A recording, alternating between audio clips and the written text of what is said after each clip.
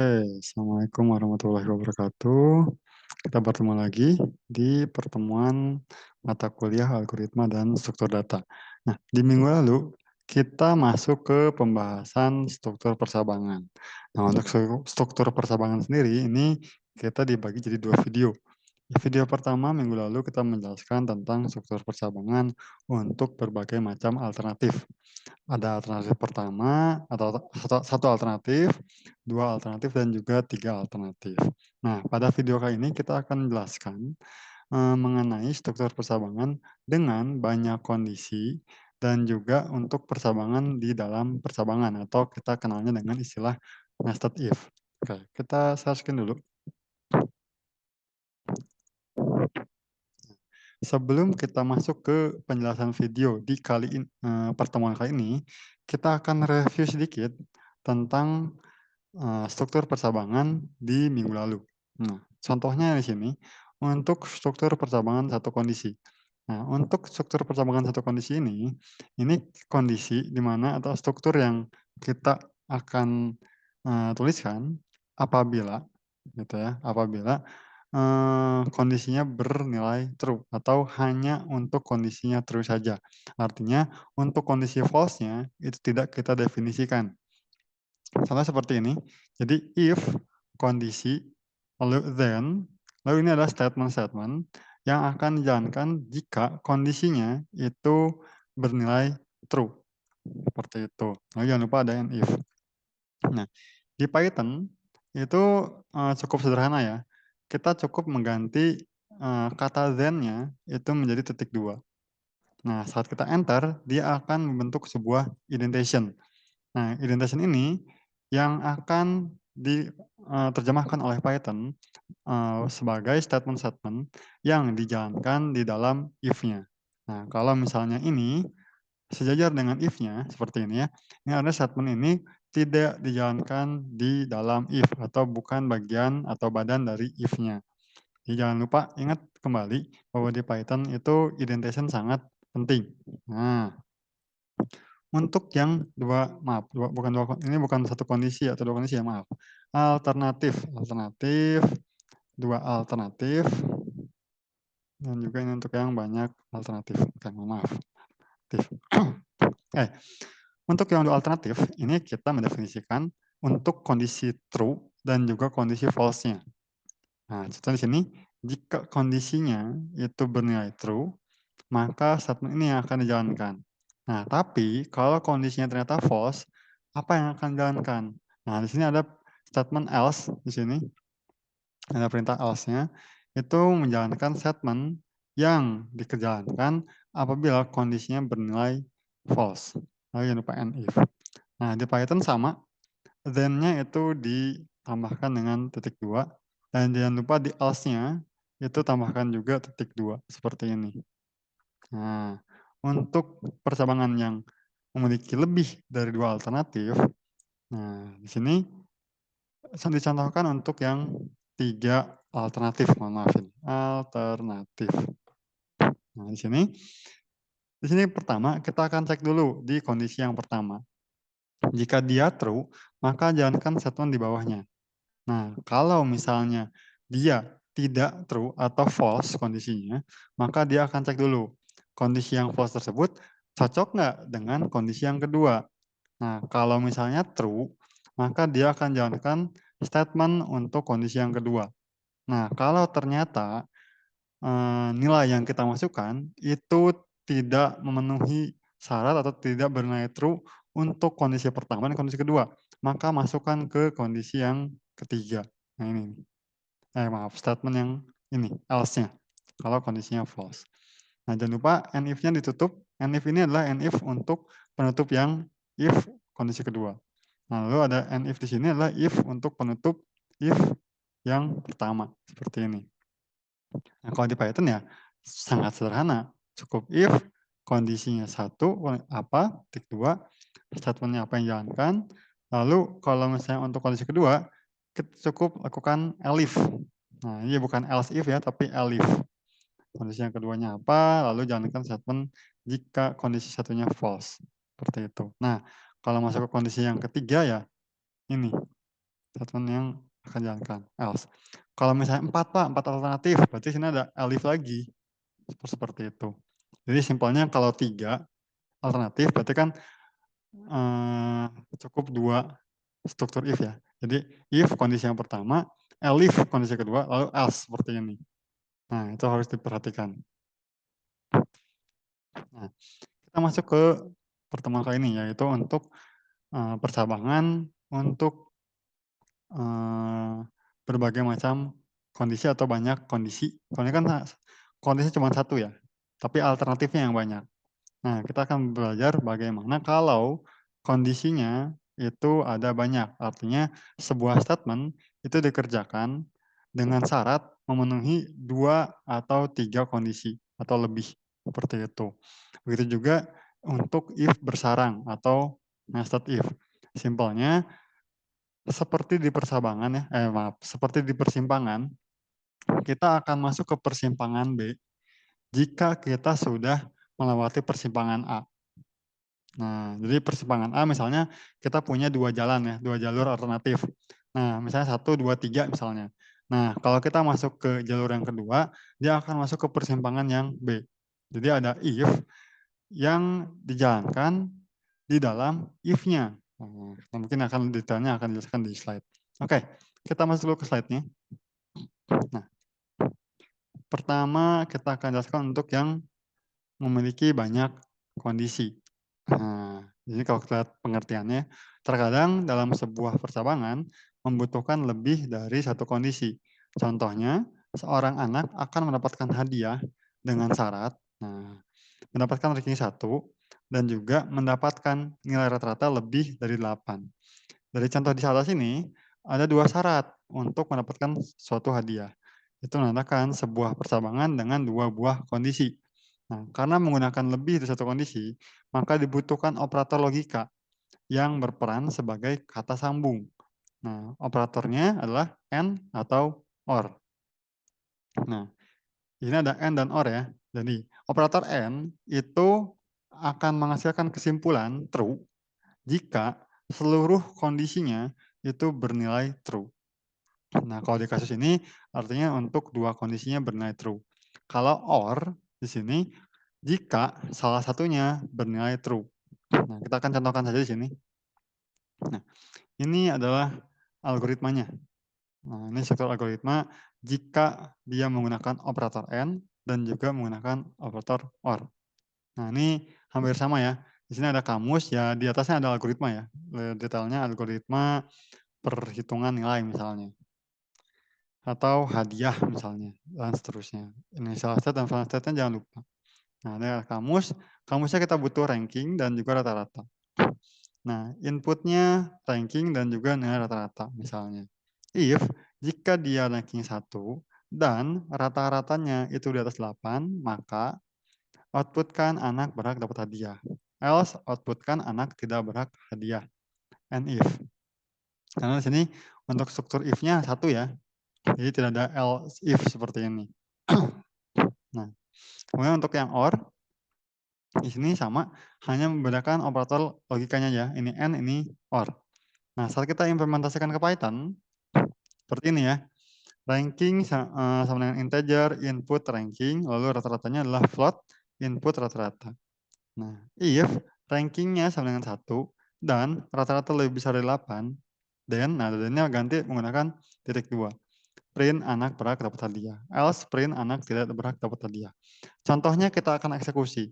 Di sini kita akan menginputkan ranking dan juga rata-ratanya. Contohnya di sini, jika rankingnya 1, kemudian rata-ratanya 9,5, kita lihat. Rankingnya 91, oke, dia bernilai true di kondisi yang pertama. Lalu di kondisi yang kedua, rata-ratanya itu lebih besar dari 8. Di sini 9,5. Nah, maka bernilai true.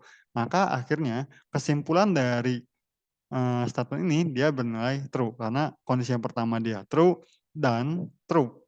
Nah, benar dan benar maka dia benar, kesimpulannya adalah benar. Nah, kemudian yang kedua kita contohkan rankingnya ranking 1, tapi rata-ratanya 7,5. Di mana ranking satunya itu benar true, tapi rata-ratanya itu dia false. Maka dia akan masuk ke statement yang else-nya. Karena di sininya true, di sininya false. Karena tidak terpenuhi keduanya, maka dia kesimpulannya adalah false. Anak tidak berhak dapat hadiah. Dan seterusnya. Ini kalau misalnya 5, lalu 8,5 dia akan false. Apalagi kalau dua-duanya false, otomatis false. Jadi kalau N itu harus seluruh kondisinya bernilai true. Seperti itu. Nah, kalau or cukup salah satunya saja. Contohnya di sini, ya kalau yang contoh pertama dieksekusi, itu dia bernilai true untuk rankingnya, dan rata-ratanya juga bernilai true. Maka dia akan masuk ke statement yang true, yaitu print anak berhak dapat hadiah.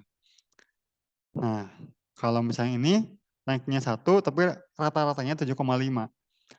Yang ranking satunya itu benar ya, true. Tapi yang 7,5-nya dia false. Ya tetap saja, dia anak berhak dapat hadiah. Karena operator OR ini cukup salah satu dari kondisi yang didefinisikan, itu benar true, maka kesimpulannya adalah true atau benar. Nah, ini mungkin bisa kalian cobain ya, untuk percobaan dengan banyak kondisi. Nah, jadi udah kondisinya banyak, seperti itu, dan juga alternatifnya pun ada banyak di sini. Di sini kita contohnya untuk menghitung sebuah nilai kuadran. Nah, di sini nilai kuadrannya, kalau dia akan masuk ke kuadran 1, jika nilai X-nya itu lebih besar dari 0 dan nilai Y-nya lebih besar dari 0, seperti ini. Nah, kuadran 2, dia jika nilai X-nya lebih kecil dari 0 dan nilai Y-nya lebih besar dari 0. Kuadran 3, jika nilai X-nya lebih kecil dari 0 dan nilai Y-nya lebih kecil dari 0. Ini kuadran 3. Nah, kuadran 4, nilai X-nya itu lebih besar dari 0, tapi nilai Y-nya itu lebih kecil dari 0. Nah, ini contoh eksekusinya. Nah, bagaimana kita menuliskan notasi algoritmanya? Nah, nah, di sini untuk algoritma seperti ini, ya kita bisa buatnya seperti ini ya. Ada if X lebih besar dari 0 dan Y lebih besar dari 0, then outputkan kuadran 1. Nah, else if jika X lebih kecil dari 0 dan Y lebih besar dari 0, then output kuadran 2. Dan seterusnya. Ini mungkin bisa kalian pelajari lagi ya. Seperti itu. Dapat kalian cobain di rumah. Nah, nanti saat kita inputkan ke atau kita rubah bentuknya ke notasi Python ya seperti ini.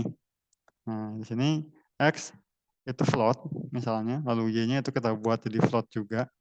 Lalu ini untuk formatnya untuk menampilkan koordinat X dan Y-nya. Nah, ini untuk outputnya. Nah, di sini ya ini agak salah ya. Oke, oh ini ada N di sini. Oke, di sini if jika X lebih besar dari 0 and Y lebih besar dari 0, maka kuadran 1. If X lebih kecil dari 0 and Y lebih besar dari 0, maka kuadran 2. Dan seterusnya. Nanti dia akan masuk ke outputnya ya. Seperti itu. Nah, ini untuk Python-nya. Mungkin bisa kalian cobain.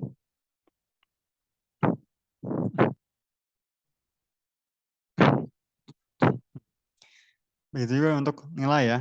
Nah, ini untuk nilai, ini juga bisa kalian uji coba. Di sini untuk indeks mutunya, di sini kita akan menghitung nilai akhirnya ya.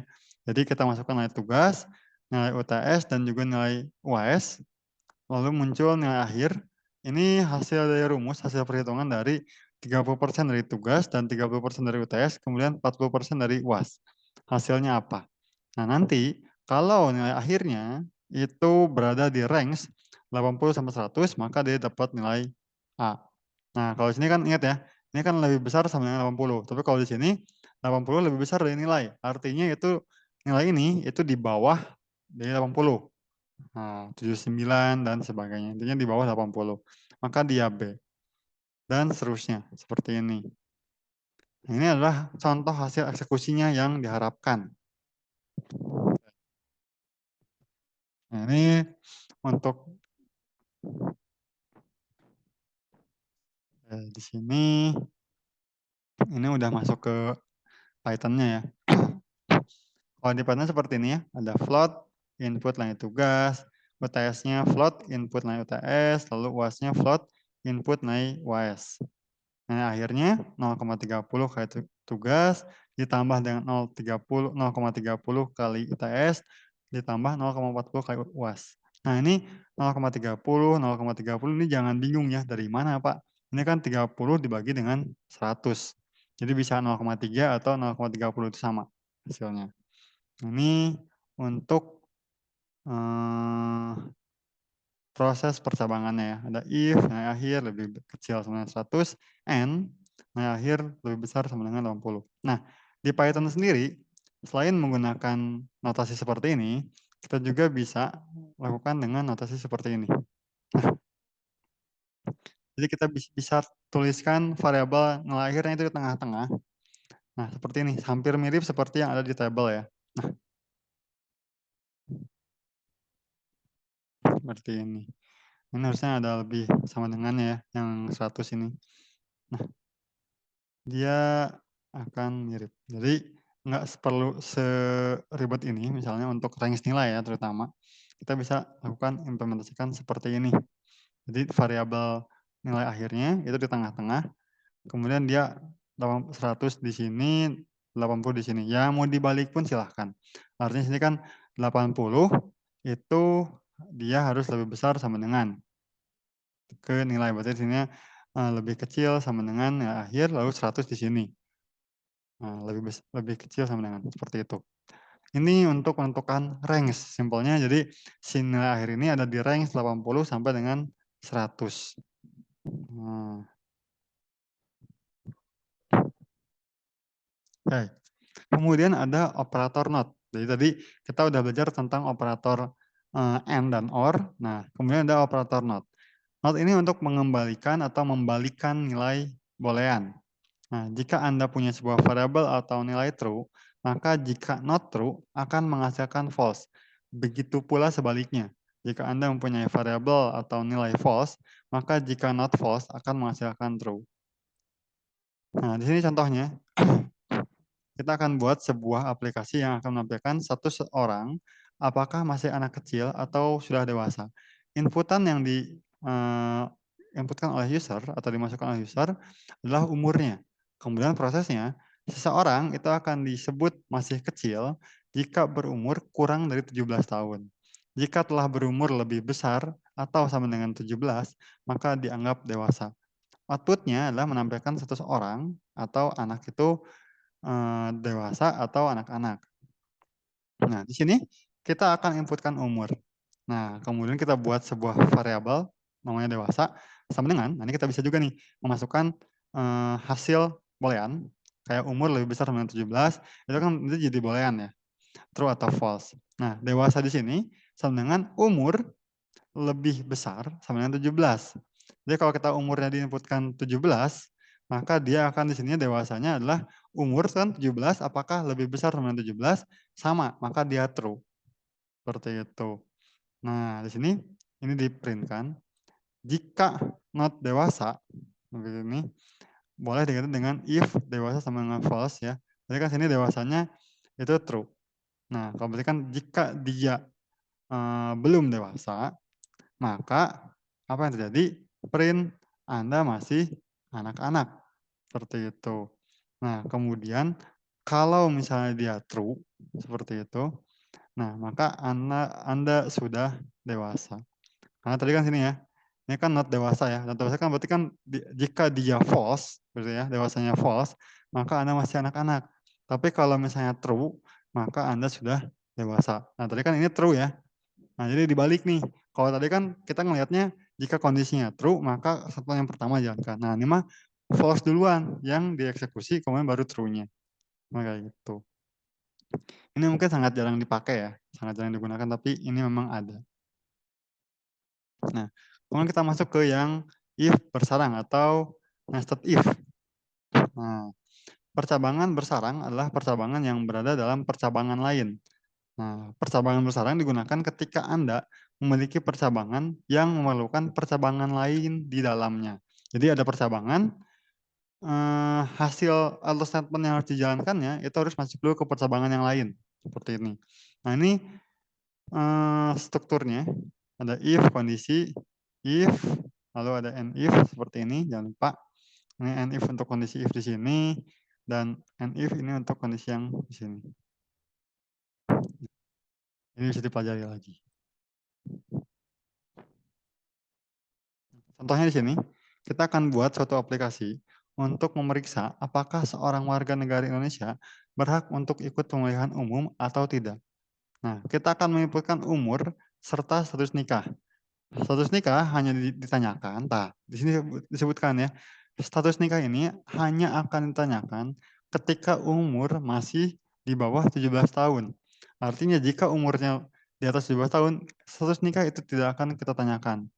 Nah, prosesnya, seseorang warga negara Indonesia boleh ikut pemilu jika telah mencapai umur 17 atau sudah menikah. Nah, di mana kalau sudah menikah itu kan bisa jadi dia umur 16 atau umur 14 tahun sekarang misalnya udah nikah. Nah, itu di pemilu itu akan dianggap sebagai dewasa atau memiliki hak suaranya seperti itu. Outputnya menampilkan status boleh atau tidaknya ikut pemilihan umum. Nah, ini algoritmanya. Di sini nah, inputkan umurnya, lalu if jika umurnya itu lebih kecil dari 17, maka tanyakan apakah dia menikah atau belum. Nah, input menikah. Jika menikahnya ya, seperti itu, maka outputkan Anda boleh ikut pemilu. Nah, kalau misalnya dia menikahnya false, maka Anda belum boleh ikut pemilu. Nah, kalau ini else-nya, ini else bentuk yang ini ya. Jika umurnya itu ternyata lebih besar dari 70, maka Anda boleh ikut pemilu. Nah, di sini kalau misalnya dari pattern-nya cukup sederhana, di sini cukup umur kita masukkan dengan integer. Nah, if umurnya lebih kecil 17, maka menikah itu sama dengan input menikah ya atau T, Y atau T di sini. Nah, jika menikahnya Y, maka Anda boleh ikut pemilu. Jika tidak, maka Anda belum boleh ikut pemilu. Seperti ini. Ini struktur if-nya. Nah, ini kok oke, langsung latihan ya. Jadi di sini kalau kalian perhatikan untuk ngeset if, ya kita tahu untuk status menikah ini kan kita nanyain lagi ya, karena mungkin saja dia menikah atau belum. Tapi ditanyakannya jika umurnya itu di bawah dari 17 tahun. Kalau misalnya di atas 17 tahun, itu tidak akan kita tanyakan. Seperti itu. Nah, ini bisa kalian coba bentuk-bentuk notasi Python-nya di program kalian atau di komputer kalian, seperti itu, untuk menambah wawasan kalian. Nah, kita latihan. Latihan ini mungkin harus kalian kerjakan ya, nanti kita akan bahas di pertemuan praktikumnya. Nah, di sini untuk yang latihan pertama, untuk tahun kabisat. Di sini, buatlah suatu program yang akan memeriksa apakah suatu tahun adalah tahun kabisat. Inputannya itu berupa tahun. Nah, prosesnya itu akan memeriksa status tahun kabisat dengan ketentuan sebuah tahun disebut tahun kabisat jika tahunnya bukan kelipatan dari 100, tapi tahunnya merupakan kelipatan 4. Gitu. Tahunnya kelipatan 100, tapi tahunnya juga harus kelipatan 400. Jadi kalau misalnya bukan kelipatan 100, tahunnya itu harus merupakan kelipatan 4. Contohnya, kayak gini ya. Tahun 2000 itu ya, itu kelipatan 100 ya. Tapi kalau tahun 1996 ini kan bukan kelipatan 100. Jadi 100, 200, 300 seperti itu ya. Nah, kalau misalnya tahunnya bukan kelipatan 100, itu harus bisa dibagi dengan 4. Nah, tapi kalau tahunnya kelipatan 100, gitu ya. Nah, tahunnya juga harus merupakan kelipatan dari 400. Kasarnya bisa dibagi dengan 400. Nah, outputnya tahun itu merupakan tahun kabisat atau bukan. Gitu. Nah, ini bisa kalian coba dulu. Nanti kita akan bahas di praktikum. Nah, kemudian latihan keduanya ini untuk validasi tanggal. Nah, ini kita akan diminta untuk membuat suatu program yang akan memeriksa validitas sebuah tanggal. Inputannya itu tanggal, bulan, dan juga tahun. Nah, ini ya, tanggal, bulan, dan tahun seperti ini. Kemudian kita proses, gitu ya. Di sini bulan itu bernilai 1 sampai 12. Jadi kalau ada yang nyebutin 13, itu otomatis salah untuk bulan. Lalu tanggal bernilai 1 sampai dengan tanggal maksimal dari bulannya. di mana tanggal maksimal bulan adalah untuk tanggal 31 di sini, itu berlaku untuk bulan ke-1, bulan ke-3, ke-5, ke-7, ke-8, 10, dan 12, gitu. Lalu untuk tanggal 30 itu berlaku untuk bulan ke-4, ke-6, ke-9, dan juga ke-11. Untuk tanggal 28, ini untuk bulan kedua, kecuali kalau tahunnya kabisat, maka tanggal maksimalnya adalah tanggal 29. Nah, output-nya menampilkan status validitas dari tanggal, valid atau tidak valid. Nah, ini. Nah, ini kalian kerjakan dulu notasi algoritmanya, dan juga kalau misalnya kalian sudah bisa notasi Python-nya, sepertinya bisa langsung diimplementasikan ke dalam notasi Python. Ini kita akan bahas di praktikum, seperti itu, tergantung dari jadwal praktikumnya kapan. Oke. Terima kasih untuk yang telah menyaksikan videonya. Mohon maaf apabila terdapat kekurangan. Wassalamualaikum warahmatullahi wabarakatuh.